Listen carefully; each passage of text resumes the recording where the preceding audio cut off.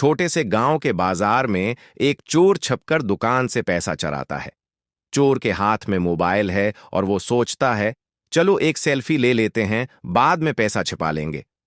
चोर mobile set करता है और सेल्फी लेने लगता है, लेकिन पीछे एक छोटा बच्चा उसे देख रहा होता है। चोर सेल्फी ले रहा होता है कि अचानक मोबाइल उसके हाथ से गिर जाता है।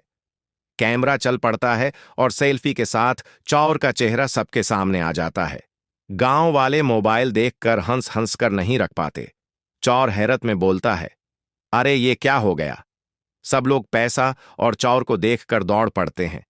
चोर भागता है और रास्ते में फिसलता या सब मंजर मजाहिया होता है। मोबाइल वायरल हो जाता है सोशल मीडिया पर। सब लोग उसकी सेल्फी देखकर हंस रहे होते हैं। चोर आखिरकार समझ जाता है, लालच और शरारत का अंजाम हमेशा मजाहिया या शर्मिंदगी भरा होता है।